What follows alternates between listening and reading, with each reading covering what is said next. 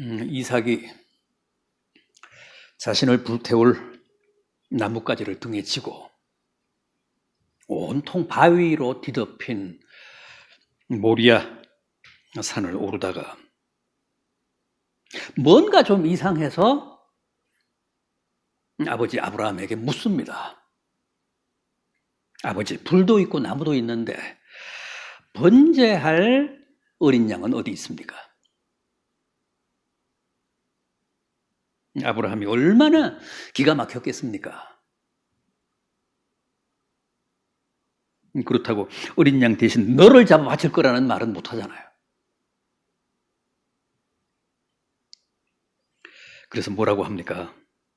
본문 8절을 보십시오. 내 아들아, 번제할 어린 양은 하나님이 자기를 위하여 친히 준비하시리라.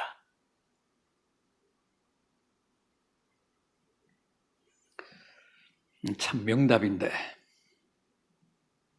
바로 여기 하나님이 준비하심, 하나님께서 친히 예비하심이라는 말이 히브리어 오자성어로 뭐라고요?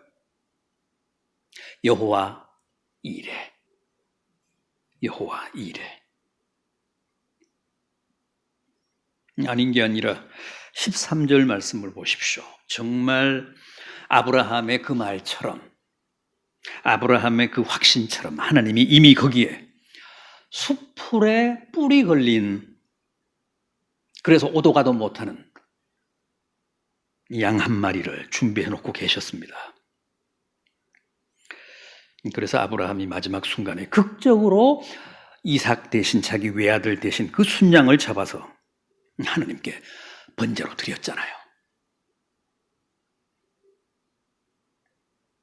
실로 여호와 이레의 가장 원초적인 사례요, 모범이 아닐 수 없습니다.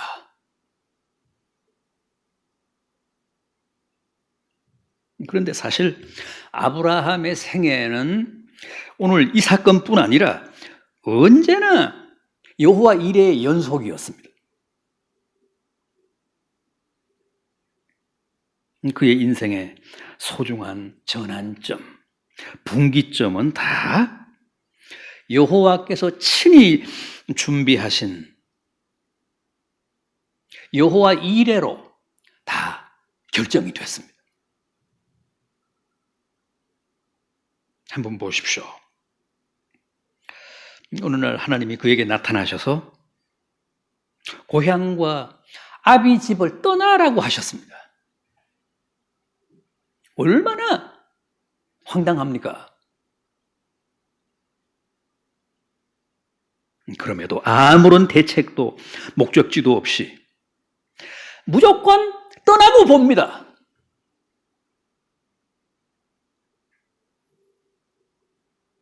그런데 하나님은 이미 가나안이라는 목표, 최종적인 목적지를 정해놓고 준비해놓고 계셨더라는 거죠. 또 100세가 되고 아내 사라가 90세가 되도록 자식 하나 없이 외롭게 살았는데 하나님은 이미 이삭이라는 그의 독자를 예배해 놓고 계셨습니다. 그걸로 그냥 인생 끝난 줄 알았는데 놀랍게도 이삭을 예비해 두셨더라는 거죠.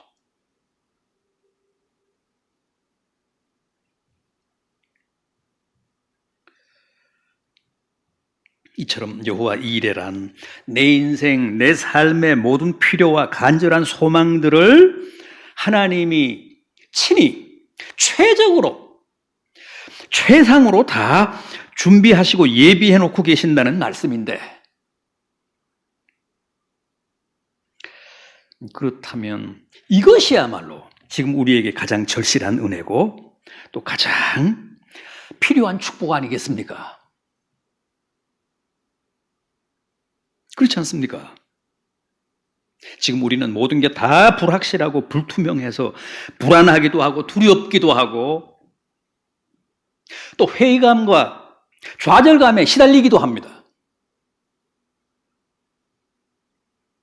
따라서 이런 때 우리에게 여호와 이레의 확신이 주어진다면 얼마나 든든하고 또 안도하게 될까요?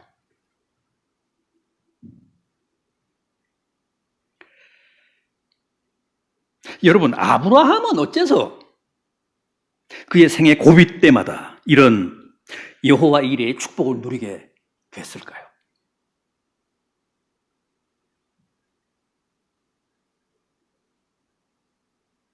매사를 여호와께서 미리 준비하신다는 이 여호와 이레의 축복은 과연 어떤 사람들이 누리게 되는 것일까요? 어떤 사람들에게 약속된 축복일까요?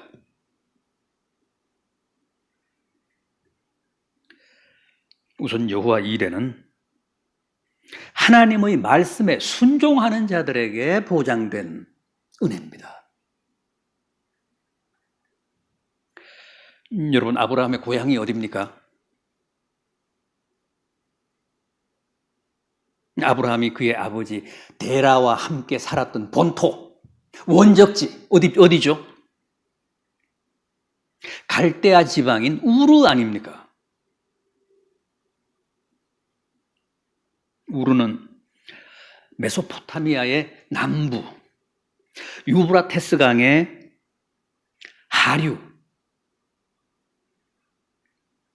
지금 이라크의 남부지방, 이라크 남부지방 그 일대,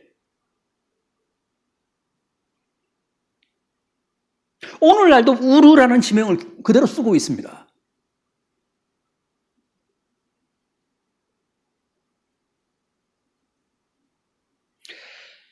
그렇다면 아브라함이 옛날 그 우르에서 살 때 뭘 믿었을까요? 누굴 믿었을까요? 하나님을 믿었을까요? 아니면 이방신을 믿었습니까? 아브라함은 하나님을 믿고 그의 아비와 종족들은 다 당시 갈대아 사람들이 믿던 달의 신 오르를 믿었을까요? 그래서 하나님이 아브라함을 그곳에서 불러내셨을까요? 우선 여호수아서 24장 2절을 보면 아브라함의 아비 데라가 강 저편에 거하며 다른 신을 섬겼다 그랬습니다. 또 유대인들의 오랜 전승에도 보면 당시 아브라함의 아버지 데라가 우르에서 우상 제조업을 했다고 합니다. 우상을 제작해서 팔았다는 거예요. 그게 직업이었다는 거죠. 사실 우르라고 하는 지명도 그들이 섬기던 달의 신 오르에서 왔습니다. 오르를 섬긴다고 해서 그 지방이, 그 일대가 우르가 된 거예요.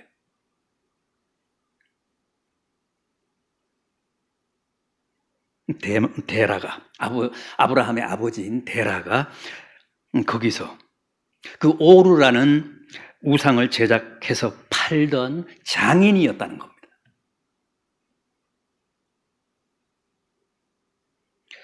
그러니까 당연히 오르를 섬겼겠죠. 그 우상을 섬겼겠죠. 그럼 아브라함은요? 아브라함도 아버지 데라와 함께 그의 종족이 섬기던 달의 신 오르를 믿었죠. 우상을 섬겼죠. 하나님이 아니라. 하나님은 몰랐어요. 아니, 가업이 우상 제조업인데 누굴 믿었겠습니까? 더구나 철저한 가부장 시대, 종족 시대에 아들이 아버지의 종교나 족장의 신앙과 다른 신을 섬기고 다른 종교를 갖는다는 게 말이 안 되잖아요. 그때는 왕의 종교가 곧 백성의 종교를 결정했습니다. 족장의 종교가 곧 그 종족의 종교를 결정했습니다. 가장의 종교가 곧 그 가족 성원들의 종교를 결정하는 시대였습니다. 따라서 아브라함도 그 갈대아 우르에 있을 때는 선택의 여지 없이 그의 아버지와 조상들이 섬기던 이방신, 달의 신, 오르를 섬기며 살았습니다. 그런데 어느 날 낯선 하나님이 나타나셔서 그에게 본토와 아비집을 떠나라고 하신 겁니다.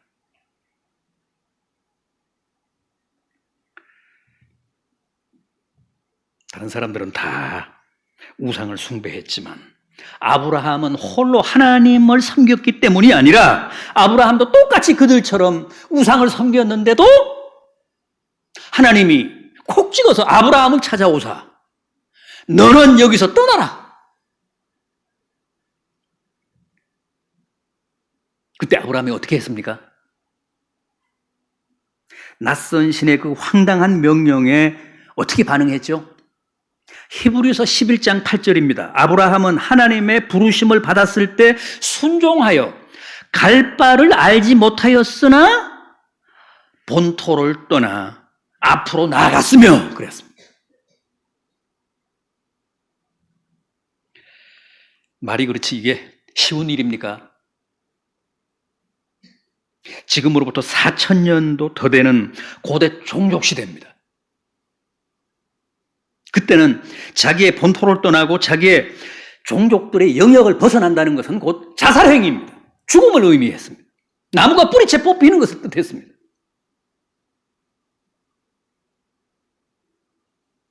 그럼에도 그는 뜬금없는 그 하나님의 명령에 무조건 순종해서 실제 아비집을 그 본토를 떠났다는 거예요.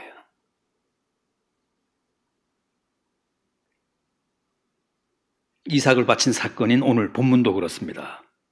정말 이 얘기만큼 황당하고 말이 안 되는 사건도 없잖아요. 번제가 어떤 제사인지 아시죠? 먼저 짐승의 목을 땁니다. 그래서 피를 다 뽑아냅니다. 그래서 그 피를 제단에 뿌리죠. 그 다음에 짐승의 고기를 부위별로 각을 떠서 차례차례 제단 숯불에 태워서 몽땅 다 바칩니다.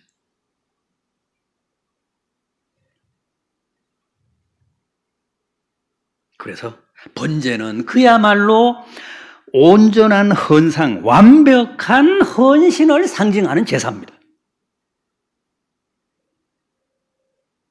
아니, 어떻게 아비에게 제 어린 외아들의 목을 따서 피를 받고 각을 떠서 숯불에 다 태워 바치라고 합니까?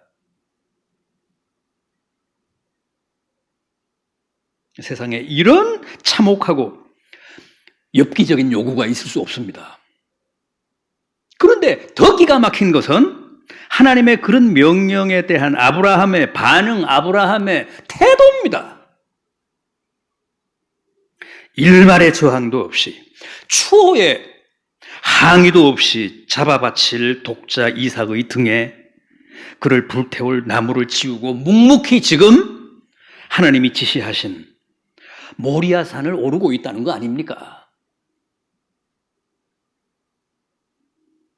정말 할 말이 없습니다. 얼마나 불순종하고 얼마나 달아날 명분이 많습니까? 아니 무슨 하나님이 피에 목마르고 인육에 굶주린 신입니까? 어떻게 생사람을 잡아 바치라고 하십니까? 혹은 줄 때는 언제고 이제 와서 백세에 얻은 외아들을 다시 번제로 잡아 바치라고 합니까? 아니면 도대체 아비에게 제 자식, 제 독자를 잡아 바치라는 신이 어디 있습니까? 얼마든지 항의하고 얼마든지 호소할 수 있잖아요. 문제 제기를 할 수 있잖아요. 그럼에도 그는 그 말도 안 되는 하나님의 주문에 아무런 문제 제기나 탄원 한마디 없이 무조건 순종합니다.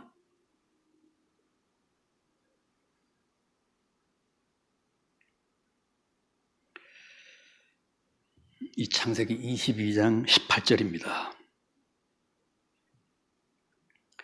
내 씨로 말미암아 천하 만민이 복을 얻으리니 이는 네가 나의 말을 준행하였음이니라. 네가 나의 말에 순종하였음이니라. 그래서 내 씨를 통해 천하 만민이 복을 얻게 하리라. 여러분, 아브라함이 누린 여호와 이레의 축복은 절대 거저 주어진 게 아니고 이렇듯 그의 놀라운, 그의 불가사의한, 그의 살인적인 순종의 결과였다는 사실 꼭 기억하시기 바랍니다. 아브라함이 실수로 누린 축복이 여호와 이레가 아니에요. 순종의 열매, 순종의 결과였습니다.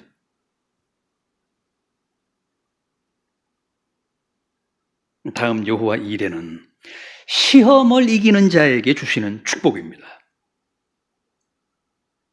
시험을 이긴 자에게 주어지는 보장된 은혜입니다.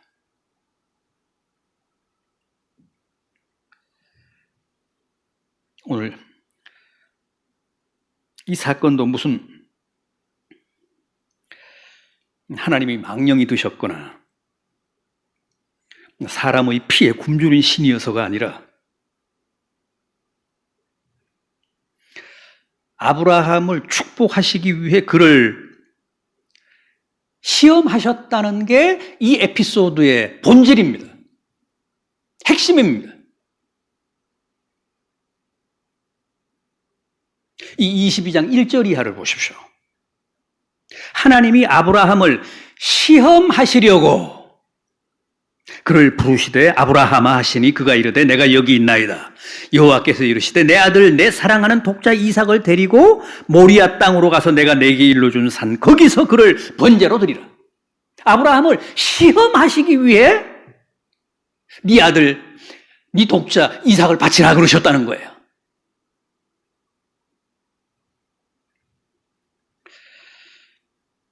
여러분, 사법고시 100번 보는 것과 오늘 이 시험 한 번 보는 것, 어느 게 더 어려울까요? 유사일에 이렇게 난이도가 최악인 시험은 없었습니다. 네 아들, 백세에 얻은 네 사랑하는 독자를 내게 번제로 바쳐라. 각을 떠서 부위별로 다 내게 태워 바쳐라.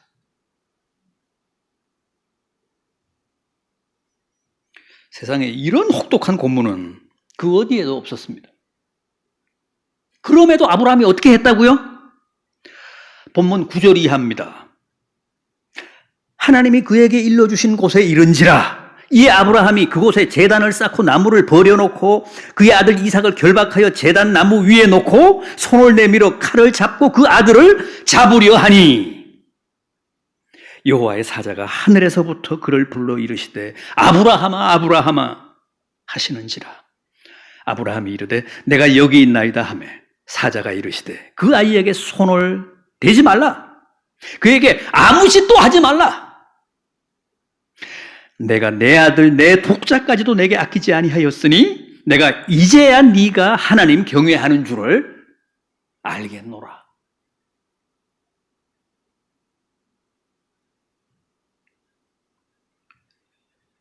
그렇게 해서 그 최악의 시험을 통과하자 바로 거기에 여호와 이레의 축복이 기다리고 있더라는 거예요. 이어지는 13절입니다. 아브라함이 눈을 들어 살펴본 즉 한 순양이 그 뒤에 있는데 뿔이 수풀에 걸려 있는지라. 아브라함이 가서 그 순양을 가져다가 아들을 대신하여 번제로 드렸더라. 16절 이하입니다. 이 22장 16절 이하. 내가 이같이 행하여 내 아들 내 독자도 아끼지 아니하였은즉 내가 내게 큰 복을 주고 내 씨가 크게 번성하여 하늘의 별과 같고 바닷가의 모래와 같게 하리니 내 씨가 그 대적의 성문을 차지하리라. 여러분, 시험이 없으면 영광도 없습니다. 시험이 없으면 진학도 없습니다. 진급도 없습니다. 승진도 없습니다. 여호와의 이레의 축복도 없습니다. 힘든 시험, 어려운 시험일수록 영광도 그만큼 큽니다. 지금 우리는 다 큰 시험 앞에 놓였습니다. 어쩌면 지금 자신의 외아들을 잡아 바치는 듯한 아픔을 겪고 계시는 분도 있을지 모릅니다. 그렇다면 외아들이 뭘까요? 나의 가장 소중한 것.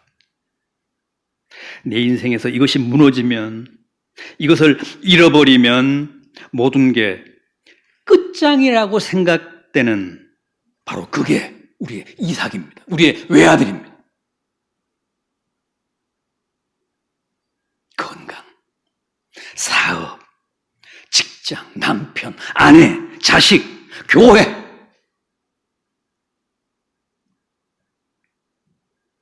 그게 다 우리의 외아들입니다.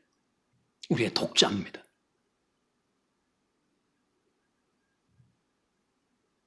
그런데 하나님은 언제나 그 하늘 같은 내 외아들을 통해서 나를 시험하십니다. 네 외아들을 바쳐라. 바치되 번제로 바쳐라. 얼마나 잔인합니까? 얼마나 혹독합니까? 얼마나 최악입니까?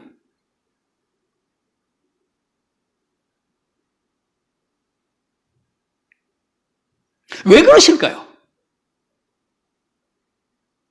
그래야 나의 모든 것, 나의 최후의 진실, 나의 믿음, 나의 하나님에 대한 사랑, 나의 본심, 나의 중심을 적나라하게 확인하실 수 있기 때문입니다.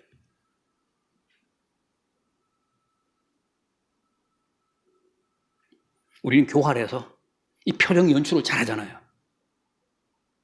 그런데 외아들을 바치라! 그럼 꼼짝 못합니다. 적나라한 모습이 그대로 드러날 수밖에 없습니다. 그걸 보시기를 원하시는 거예요.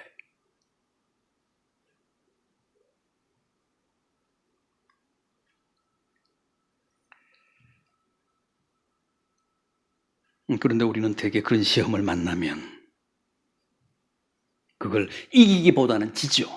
집니다. 판판이 집니다.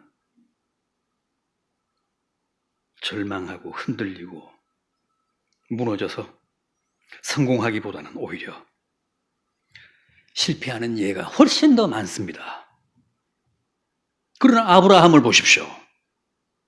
자기의 심장보다 100배, 1000배 더 소중한 외아들, 눈에 넣어도 절대 아프지 않을 그 100세에 얻은 독자를 제 손으로 잡아 바치는 시험 앞에서도 결코 절망하지 않았습니다. 하나님 배신하지 않았습니다. 정신줄 놓지 않았습니다. 끝끝내 하나님은 죽은 내 아들도 반드시 다시 살려주실 수 있다는 믿음에 자기의 목을 내댄 겁니다.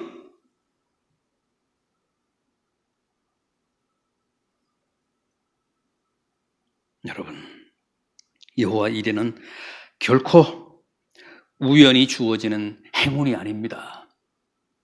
여호와 이레는 로또가 아닙니다. 혹독한 시험을 이긴 자에게 보장된 세상에서 가장 값진 축복입니다.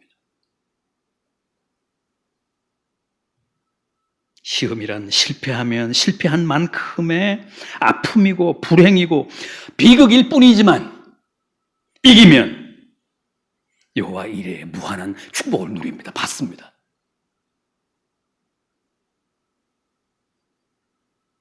마지막으로 하나만 더 말씀드리겠습니다. 여호와 이레란 반드시 하나님 제일주의로 산 사람에게 주어지는 반대급부입니다.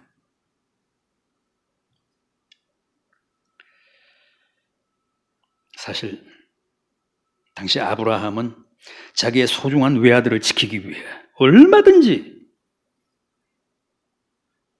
하나님을 버릴 수 있었습니다. 하나님을 떠날 수도 있었습니다. 그렇지 않습니까? 아무리 믿음도 좋고 하나님도 좋지만 백세에 얻은 내 외아들만큼은 절대 안 된다. 내 목숨을 달라고 하면 얼마든지 줄 수 있지만 이 상만큼은 안 된다.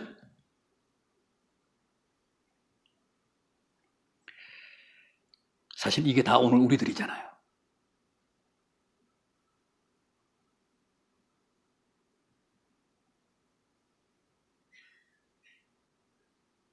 이게 바로 우리가 늘 실패하는 정확한 지점입니다. 이 지점에서 우리는 항상 실패해 넘어져요.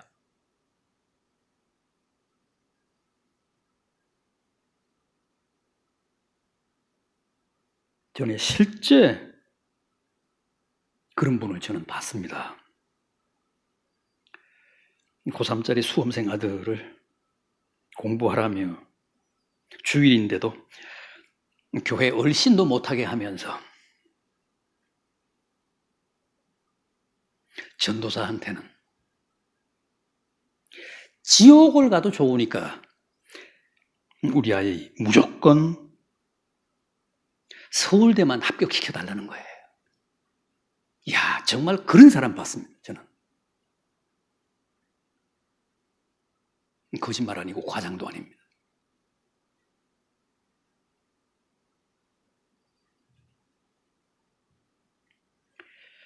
그런데 실은 다 우리가 그런 사람들이라는 거예요. 우리 수준이 다 그렇다는 거예요. 왜 그럴까요? 우리가 왜 이 모양일까요? 우리에게는 아직도 하나님이 절대가 아니고 외아들이 절대여서 그렇습니다.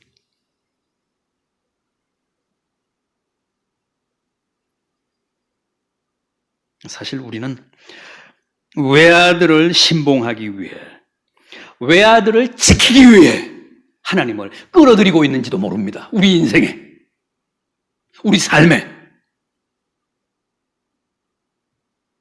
하나님을 이용해서 어떻게든 내 외아들을 지키겠다. 이게 지금 우리 신앙의 본질일지도 몰라요.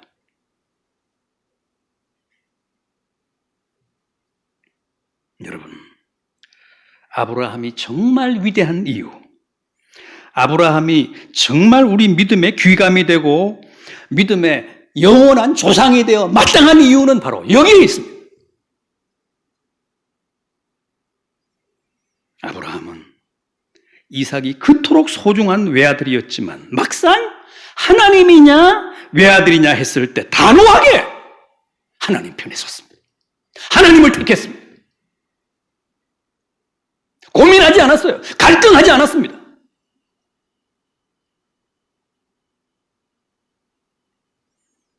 그는 끝끝내 하나님이 절대였어요.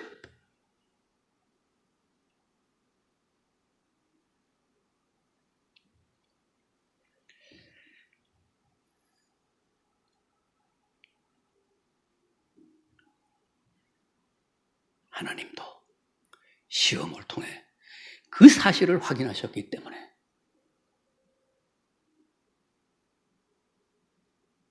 비로소 뭐라고 하셨습니까? 네가 네 독자 이삭도 내게 아끼지 아니하였으니 내가 이제야 네가 나를 진심으로 경외하는 줄을 알겠다. 모든 축복을 다 받아라. 너뿐만 아니라 너 자손 만대까지 받아라. 하늘의 별처럼 저 바닷가의 모래처럼.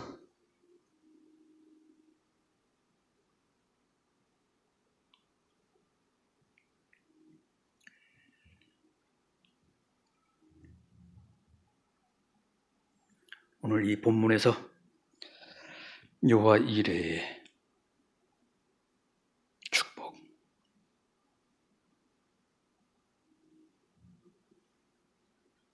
우리가 꼭 확인해야 할 중요한 사실. 아브라함은 그의 삶의 궁극적인 근거가 눈에 보이는 독자가 아니라 눈에 보이지 않는 하나님께 있었다는 거예요.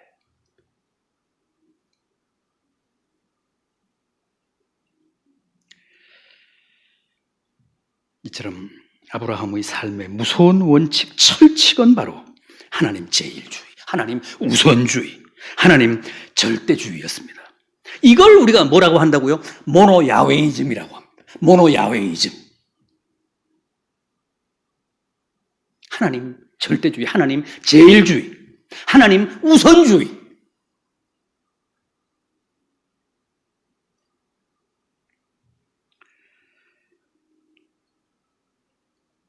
바로 이 모노야웨이즘이 아브라함으로 하여금 평생 여호와 이레의 위대한 축복을 누리게 했다는 겁니다. 꼭 기억하시기 바랍니다. 언제 어디서나 어떤 처지, 어떤 상황에서나 한결같이 하나님 중심주의로 살면 우리의 외아들도 지키고 여호와 이레의 축복도 받지만 그렇지 않고 외아들 중심주의, 외아들 제일주의, 외아들 절대주의로 살면 결국은 외아들도 잃고 하나님도 여호와 이레의 축복도 다 상실하게 된다는 거예요. 여러분, 혹독한 시련의 와중에도 하나님의 뜻, 하나님의 말씀에 더욱 순종하며 삽시다. 그리고 시험을 잘 견디고 잘 극복합시다. 외아들을 번제로 바치라는 황당한 시험, 최악의 시험을 이긴 아브라함을 생각하며 그게 비록 가혹할지라도 반드시 잘 통과합시다. 그리고 매사에 하나님 절대주의, 하나님 제일주의, 모노야웨이즘을 관철하며 삽시다. 그러면 하나님이 반드시 우리의 모든 필요와 또 우리의 내일을 친히 준비하사 우리로 하여금 평생 여호와 이레의 축복을 누리게 하며 누리며 살게 하실 줄 믿습니다. 기도하시겠습니다.